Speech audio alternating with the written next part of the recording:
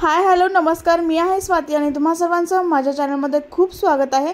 आज आपण घरात पडलेल्या वस्तूंपासूनच खूप छान असं ऑर्गनायझर बनवणार आहोत। तर शॉपिंग बॅग मी दोन्ही बाजूने कट करून घेते आणि पूर्ण एक पीस सिंगल आपल्याला असं तयार मिळेल।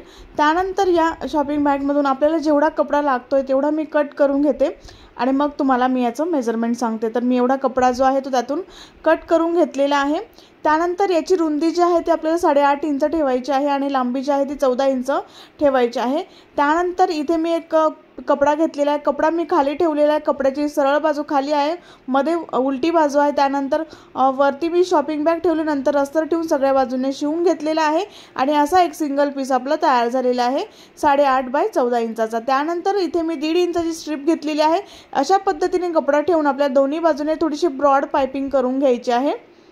ज्या साइडने 8.5 इंच आहे त्या साइडने मी दोन्ही बाजूने पाइपिंग करून घेतलेली आहे। ब्रॉड पाइपिंग करायची आहे, थोडीशी जाड अशी। त्यानंतर मी इथे एक वेलक्रो घेतलेला आहे। वेलक्रो जो आहे तो 1 इंचाचा आहे। त्यानंतर अशा पद्धतीने सेंटर मार्क करायचा आहे आपल्याला।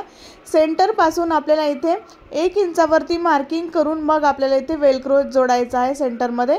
तर वेलक्रोचा सुद्धा आपल्याला सेंटर काढून अशा पद्धतीने इथे सेंटरवर सेंटर ठेवून इथे शिवून घ्यायचं आहे, असं कपड्यावरती शिवायचं आहे। त्यानंतर आपल्याला अस्तरवरती दुसरा वेलक्रोचा भाग अशा पद्धतीने सेंटर काढून जोडायचा आहे।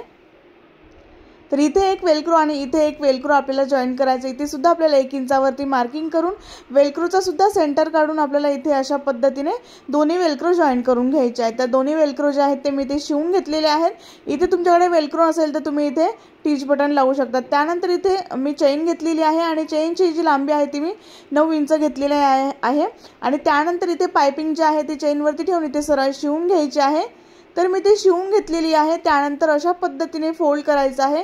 फोल्ड करून इथे आपल्याला 5 इंचावरती असं 5 इंच फोल्ड करायचं आहे। पाइपिंग पासून खाली आपल्याला 5 इंच फोल्ड करायचं आहे। चेन पासून आपल्याला 5 इंचावरती मार्किंग नाही करायचं, फक्त पाइपिंग पासून आणि दोन्ही बाजूने शिवून घ्यायचं आहे आणि एक्स्ट्राची जी चेन आहे ती आपल्याला इथे कट करायची आहे।